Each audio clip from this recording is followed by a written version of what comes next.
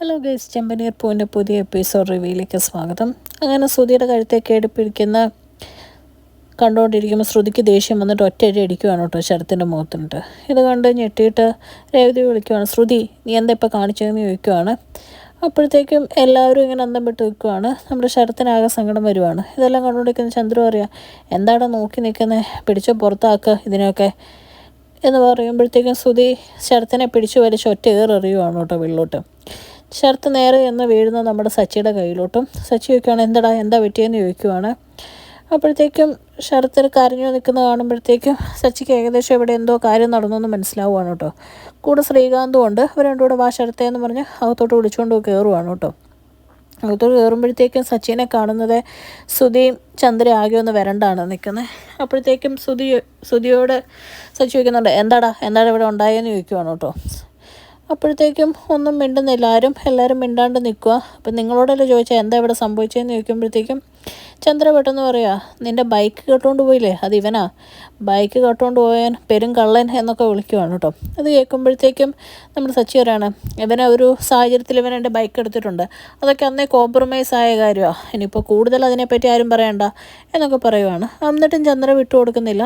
ചന്ദ്ര പിന്നെയും പറയുക, ഈ കള്ളൻ്റെ കുടുംബത്തിൽ നിന്നാണല്ലോ നീ പെണ്ണ് കെട്ടിയത്, ഇത്ര അഭിമാനം ഇല്ലാത്തൊരു കുടുംബം എന്നൊക്കെ പറയുവാണ്. ഇതൊക്കെ കേൾക്കുമ്പോഴത്തേക്കും നമ്മുടെ സച്ചി പറയുന്നുണ്ട്, ഞാൻ കെട്ടിയ പെണ്ണിൻ്റെ കുടുംബത്തിൻ്റെ അഭിമാനവും മാനാഭിമാനവും ഒക്കെ എനിക്കറിയാം, അതിനെപ്പറ്റി കൂടുതലാരും പറയണ്ട എന്നൊക്കെ പറഞ്ഞിട്ട് നേരെ നമ്മുടെ സുധീരുടെ അടുത്തോട്ട് ചെല്ലുവാണ്. സുധീരുടെ അടുത്ത് എന്നിട്ട് പറയുകയാണ്, അവൻ ചെറിയൊരു ബൈക്കാണ് മോഷ്ടിച്ചത്, എന്നാൽ ഇവൻ മോഷ്ടിച്ചത് എന്താ, നിൻ്റെ ഭാര്യ ആയിരിക്കുമല്ലോ ഇതൊക്കെ വിളിച്ചറിയിച്ചതെന്നുള്ള രീതിയിൽ ചന്ദ്ര ഓരോന്ന് സംസാരിക്കുമ്പോഴത്തേക്ക് രവീന്ദ്രൻ അച്ഛൻ എന്നെ വിളിച്ചായിരുന്നു എന്നുള്ള രീതിയിൽ സച്ചി പറയുവാണ് കേട്ടോ. അപ്പോൾ ശ്രീകാന്ത് നോക്കുമ്പോഴത്തേക്കും ശരത്തിൻ്റെ സാധനങ്ങളൊക്കെ താഴെ കിടക്കുന്ന കാണുവാണ്. അപ്പോൾ ചോദിക്കുകയാണ്, ഇതെന്താ ഇവൻ്റെ ബാഗും പുസ്തകമൊക്കെ താഴെ കിടക്കുന്നത്, എന്ത് പറ്റിയെന്ന് ചോദിക്കുമ്പോഴത്തേക്കും രേവതി പറയുവാണ്, ഇവിടെ നിന്ന് എന്തെങ്കിലും മോഷ്ടിച്ചോ എന്ന് നോക്കാൻ വേണ്ടിയിട്ട് ഇയാൾ ഇവൻ്റെ ബാഗ് സാധനമൊക്കെ പിടിച്ച് വലിച്ച് താഴെ ഇട്ടാന്ന് പറയുകയാണ് കേട്ടോ. അതും കൂടെ കേൾക്കുമ്പോഴത്തേക്കും സച്ചിക്ക് പിന്നെയും ദേഷ്യം വരുവാണ്. സച്ചി ചോദിക്കുകയാണ്, നിനക്ക് എന്ത് അവകാശം ഉണ്ടായിട്ടാണ് നീ അതെല്ലാം പിടിച്ച് താഴോട്ടിട്ടെ, നീ ആരാ മോൻ ഞങ്ങൾക്ക് അറിയാൻ പാടില്ല എന്നുള്ള രീതിയിൽ ചോദിക്കുവാണ്. ഇതൊക്കെ കേൾക്കുമ്പോൾ ശ്രുതി ഒന്നും മിണ്ടുന്നില്ല. അപ്പോൾ ചന്ദ്ര പിന്നെയും പറയുന്നുണ്ട്, അവൻ ചെയ്തതിൽ എന്താ തെറ്റ്, അത് മാത്രമല്ല നമ്മുടെ ശ്രുതി ഒരെണ്ണം അവൻ്റെ മുഖത്തിനിട്ട് പൊട്ടിക്കുകയും ചെയ്തു എന്ന് പറയുകയാണ്. ഇതും കൂടെ കേൾക്കുമ്പോഴേക്കും സച്ചിക്ക് ദേഷ്യം വന്നിരിക്കുകയാണ്, എടി നീ ഇവനെ അടിച്ചോന്നാണ് ചോദിക്കുന്നതെന്ന് പറയുകയാണ്. പേടിച്ച് വിറച്ച് നിൽക്കുവാണ് കേട്ടോ ശ്രുതി ആകെ. നീ ഇവനെ അടിക്കാൻ എന്നാടി ഇവൻ കാണിച്ചതെന്ന് ചോദിക്കുമ്പോഴേക്കും ശ്രുതി പറയുന്നുണ്ട്, അത് ശ്രുതിനെ ഇവൻ അടിക്കാൻ തുടങ്ങി, അതുകൊണ്ട് കണ്ണോട് നിൽക്കണമായിരുന്നു, ഞാൻ അടിച്ചു പോയി എന്ന് പറയുകയാണ്. അപ്പോഴേക്കും ശരത്ത് പറയുന്നുണ്ട്, ഞാൻ അടിക്കാനൊന്നും പോയതല്ല സച്ചിയേട്ടാ, ഞാനങ്ങ് എൻ്റെ കോളറിൽ കയറി പിടിച്ചപ്പോൾ ഞാൻ അയാളുടെ കോളറിൽ തിരിച്ച് പിടിച്ചു എന്നുള്ള സത്യമാണെന്ന് പറയുവാണ്. അപ്പോഴത്തേക്കും ചന്ദ്ര പറയാണ്, നീ ഇവരോടൊക്കെ മിണ്ടിക്കൊണ്ടിരിക്കുന്ന എന്തിനാ ശ്രുതി, പോലീസിനെ വിളിക്കുമെന്ന് പറയുവാണ്. അപ്പോഴത്തേക്കും നമ്മുടെ ശ്രുതി ഇങ്ങനെ പോലീസിനെ വിളിക്കുക എന്നുള്ള രീതിയിൽ വലിയ ധൈര്യത്തിൽ നിൽക്കുമ്പോഴേക്കും സച്ചി പറയാണ്, പോലീസിനെ വിളിക്കുക തന്നെ വേണ്ടത്, പക്ഷേ പോലീസ് ഇവനൊന്നും ചെയ്യില്ല, കാരണം ഇവൻ ഇവിടെ നിന്നൊന്നും മോഷ്ടിച്ചിട്ടില്ല, അന്നത്തെ കേസ് ഞാനും ഇവനും തമ്മിൽ സെറ്റിലാവുകയും ചെയ്തതാണ്. പിന്നെ ഇനി പോലീസിനെ വിളിച്ചു കഴിഞ്ഞ് കഴിഞ്ഞാൽ പരാതി കൊടുക്കാൻ പോകുന്ന ഞാനും ശ്രീകാന്തും കൂടെയാണ്, ഞങ്ങൾക്കൂടെ അനുഭവിക്കേണ്ട 50 ലക്ഷമാണ് ഇവൻ ഒറ്റയടിക്ക് അടിച്ചുകൊണ്ട് പോയത്.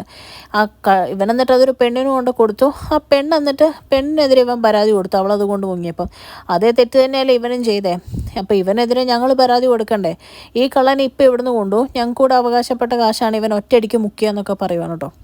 ഇതൊക്കെ കേട്ട് ആകെ തൊലി ഉരിഞ്ഞ് നിൽക്കുവാണ് ശ്രുതി, ഒന്നും മിണ്ടാൻ പറ്റാണ്ട് നിൽക്കുവാണ് കേട്ടോ ചന്ദ്രേ. എന്നിട്ട് സച്ചി പറയുകയാണ്, പോലീസിനെ വിളിക്കുന്നില്ല വിളിക്കടി നീ എന്ന് പറയുവാണ് കേട്ടോ. ഇതൊക്കെ കാണുമ്പോൾ എന്ത് ചെയ്യാൻ പറ്റും എന്നുള്ള രീതിയിൽ ആകെ ശ്രുതി ഇങ്ങനെ നിൽക്കുവാണ്. അപ്പോൾ രവീന്ദ്രൻ പറയുന്നുണ്ട്, പോട്ടറ മോനെ വീട് സാരമില്ല എന്ന് പറയുവാണ്. അത് കഴിയുമ്പോഴത്തേക്കും സച്ചി ശരത്തിനോട് ചോദിക്കുക, നീ ഇതൊന്നും അറിയാണ്ടാണോ ഇങ്ങ് വന്നതെന്ന് ചോദിക്കുമ്പോഴത്തേക്കും, അല്ല ചേച്ചി വീട്ടിൽ വിളിച്ച് അമ്മയോട് പറഞ്ഞിരുന്നു, ഞാനിവിടെ വന്ന് മാപ്പ് പറയാൻ വേണ്ടി എല്ലാവരോടും ക്ഷമ വയ്ക്കാൻ വേണ്ടി വന്നതെന്ന് പറയുന്നത്. ഇത് കേൾക്കുമ്പോൾ രവീന്ദ്രന് സങ്കടമാവുകയാണ് കേട്ടോ. ആ സമയത്ത് സച്ചി പറയുന്നുണ്ട്, അതെ ക്ഷമ വയ്ക്കാൻ വരുന്നവനോട് ഇങ്ങനെയൊക്കെയാണോ പെരുമാറേണ്ടത്, നല്ല ഫസ്റ്റ് ഫാമിലി എന്നുള്ള രീതിയിൽ പറയുകയാണ്. എന്നിട്ട് പറയുകയാണ്, ഇവൻ്റെ ഡിഗ്രിയുടെ അടുത്ത് കുറേ കുത്തും കോമയും ഉണ്ടായിരിക്കും, അല്ലാതെ ഇവനെയും കൊണ്ട് എന്തിനു കൊള്ളാം, ഇവനൊരു സംസ്കാരം ഇല്ലാത്തവൻ, അത്രയും പോലും ബോധമില്ലാത്തവനാന്നൊക്കെ പറയുവാണ്. ശ്രുതിക്കാണെങ്കിൽ ഒന്നും മിണ്ടാൻ പറ്റുന്നില്ല. ആ സമയത്ത് ശ്രുതിയോട് പറയുകയാണ്, ഇവനാണെങ്കിൽ ഒരു ചെറിയ ബൈക്ക് മോഷ്ടിച്ചതിന് ക്ഷമ പറഞ്ഞു, നീ 19 ലക്ഷം രൂപയാണ് ഇവിടുന്ന് മോഷ്ടിച്ചുകൊണ്ട് പോയത്, എന്നിട്ട് നീ അതിന് ക്ഷമ പറഞ്ഞിട്ടുണ്ടോ, നിനക്കൊരു കുറ്റബോധം ഇല്ലല്ലോ എന്ന് ചോദിക്കുകയാണ്. ആകെ ചമ്മി നാറി നിൽക്കുവാണ് കേട്ടോ ശ്രുതി അവിടെ. ആ സമയത്ത് നമ്മുടെ രവീന്ദ്രൻ പറയുകയാണ് എല്ലാവരും കയറിപ്പോ എന്ന് പറഞ്ഞിട്ട് ശരത്തിനോട് പറയുകയാണ്, മോളെ രേവതി നീ ഇവന് കൊണ്ട് ഫുഡ് കൊടുക്കുക എന്നൊക്കെ പറയുവാണ്. ഇതൊന്നും കണ്ട് ചന്ദ്രയ്ക്ക് തീരെ സഹിക്കാൻ പറ്റാണ്ട് അങ്ങനെ നിൽക്കുവാണ് കേട്ടോ. രേവതി എന്നിട്ട് സച്ചി അങ്ങ് പോയി കഴിയുമ്പോൾ ശരത്തിന് ഫുഡ് കൊടുക്കാൻ വേണ്ടിയിട്ട് പോവാണ് കേട്ടോ. അപ്പം ശരത്ത് കരഞ്ഞുകൊണ്ട് പറയുന്നുണ്ട്, ഞാൻ മോഷ്ടിക്കരുതായിരുന്നു ചേച്ചി, ഞാനൊന്നും മോഷ്ടിച്ചതിൻ്റെ ആണല്ലോ ഇത്രയും വലിയ പരിണിതഫലം ഉണ്ടായത് എന്ന് പറയുമ്പോൾ രേവതി പറയുന്നുണ്ട്, പാവപ്പെട്ടവൻ ഒരു രൂപ മോഷ്ടിച്ചാലും അതെന്നും ഇങ്ങനെ പ്രശ്നങ്ങളായിട്ട് അവനെ പിന്തുടരും, പണക്കാർ ചെയ്യുന്ന പോലെ ആയിരിക്കുമല്ല എന്നൊക്കെ പറയുവാണ് കേട്ടോ. അത് കഴിഞ്ഞ് കാണിക്കുന്ന വർഷേനെ ശ്രീകാന്തിനെയാണ്. വർഷ പറയുന്നുണ്ട് ശ്രീകാന്തിനോട്, വൈകിട്ട് പിക്ക് ചെയ്യാനും നീ വരണേ എന്ന് പറഞ്ഞിട്ട് വർഷ ഡബ്ബിങ്ങിന് പോവാണ് കേട്ടോ. ശ്രീകാന്ത് അങ്ങനെ പൊക്കോണ്ടിരിക്കുന്ന സമയത്ത് ശ്രീകാന്തിൻ്റെ വണ്ടിക്ക് ഒരാൾ വട്ടം വെക്കുവാണ്. അപ്പോൾ ആദ്യം അറിയാണ്ടാന്ന് ഓർത്താണ്, പിന്നെ മനസ്സിലായി ശ്രീകാന്തിനെതിരെയുള്ള കൊട്ടേഷനാണ്. അങ്ങനെ അടിക്കാൻ തുടങ്ങുവാണ് കേട്ടോ ശ്രീകാന്ത് തിരിച്ചടിക്കുന്നുണ്ട്. പക്ഷേ ആ സമയത്ത് ശ്രീകാന്തിനിട്ട് പിന്നെയും കൂടുതൽ കിട്ടിക്കൊണ്ടിരിക്കുവാണ്. ആ സമയത്താണ് നമ്മുടെ സച്ചി അവിടെ വരുന്നത്. സച്ചി ഇത് കണ്ടിട്ട് അവരെല്ലാം അടിക്കുവാണ് കേട്ടോ. സച്ചിയെ കാണുന്ന അതിൻ്റെ മെയിൻ ആൾ, അയ്യോ സച്ചിയേട്ടൻ ഇനിയായിരുന്നോ എനിക്കറിയത്തില്ല, ഒരബദ്ധം പറ്റിപ്പോയതാന്നൊക്കെ പറയുവാണ് കേട്ടോ. അപ്പോൾ സച്ചി ചോദിക്കുന്നുണ്ട്, ആര് പറഞ്ഞിട്ടാണ് നീ ഇവനെ അടിച്ചതെന്ന് ചോദിക്കുമ്പോഴത്തേക്കും അത് മറ്റേ മധുസൂദനൻ സാറ് പറഞ്ഞിട്ടാന്ന് പറയുവാണ്. അയാൾ പറഞ്ഞിട്ടോ എന്ന് ചോദിച്ചാൽ ആകെ ദേഷ്യപ്പെടുവാണ് കേട്ടോ. എന്നാലും സച്ചി ഇവനെ വെറുതെ വിടുന്നുണ്ട്. അത് കഴിയുമ്പോഴത്തേക്കും സച്ചിയാണെങ്കിൽ നമ്മുടെ ശ്രീകാന്തിനോട് ചോദിക്കുന്നുണ്ട്, നീ അയാൾക്കെതിരെ വല്ലതും പറഞ്ഞായിരുന്നു അച്ഛന് വേണ്ടി പോയതിന് എന്ന് ചോദിക്കുമ്പോൾ ഒന്നും മിണ്ടാണ്ട് നിൽക്കുവാണ് കേട്ടോ ശ്രീകാന്ത്. ആ സമയത്ത് സച്ചി പറയുന്നുണ്ട്, അച്ഛനോടുള്ള വൈരാഗ്യം നിന്നോട് തീർത്തതായിരിക്കും, ഇതെന്തായാലും ചോദിക്കാതിരിക്കാൻ പറ്റുമല്ലോ, 4 വർത്താനം പറയണമെന്ന് പറഞ്ഞാൽ സച്ചി അവിടുന്ന് ദേഷ്യപ്പെട്ട് വണ്ടി എടുത്തുകൊണ്ട് പോകാൻ കേട്ടോ. ശ്രീകാന്ത് അപ്പം ഒന്നും മിണ്ടാണ്ട് വർഷയുടെ കാര്യം മിണ്ടാണ്ട് ഇങ്ങനെ നിൽക്കുവാണ്. പക്ഷേ സച്ചിയുടെ പോക്ക് കണ്ടപ്പോൾ പ്രശ്നമാവുമെന്ന് മനസ്സിലായിട്ട് ശ്രീകാന്ത് സച്ചിയേട്ടൻ നിൽക്കുക എന്ന് പറയുന്നുണ്ട്. പക്ഷെ സച്ചി അതൊന്നും കേൾക്കുന്നില്ല. നേരെ ബൈക്ക് എടുത്ത് ശ്രീകാന്ത് സച്ചിയുടെ പുറകെ വിടുവാണ് കേട്ടോ. ആ സമയത്ത് മധുസൂദൻ ഇങ്ങനെ അഹങ്കരിച്ച് നിൽക്കുവാണ്. ഇന്നത്തോടെ അവൻ്റെ മകനൊരു പാഠം പഠിച്ച് കാണും എന്നൊക്കെ പറയുകയാണ്. അപ്പോൾ ഭാര്യ ഫുഡൊക്കെ എടുത്തു വെക്കുവാണ്. അപ്പോൾ മനസ്സിൽ ചിന്തിക്കുക, എൻ്റെ വയറ് നിറഞ്ഞു, ഇന്നിനി എനിക്കൊന്നും കഴിക്കാൻ പറ്റുമല്ലോ എന്നിങ്ങനെ ചിന്തിച്ച് നിൽക്കുമ്പോഴേക്കും സച്ചി ചാടിക്കയറി മധുസൂദൻ്റെ വീട്ടിൽ ചെല്ലുവാണ് കേട്ടോ. അത്രയും കാണിച്ചുകൊണ്ടാണ് ഇന്നത്തെ എപ്പിസോഡ് അവസാനിക്കുന്നത്. ചാനൽ ഇഷ്ടപ്പെട്ടാൽ ലൈക്ക് ചെയ്യാനും സബ്സ്ക്രൈബ് ചെയ്യാനും കമൻറ്റ് ചെയ്യാനും മറക്കരുത്. Thank you.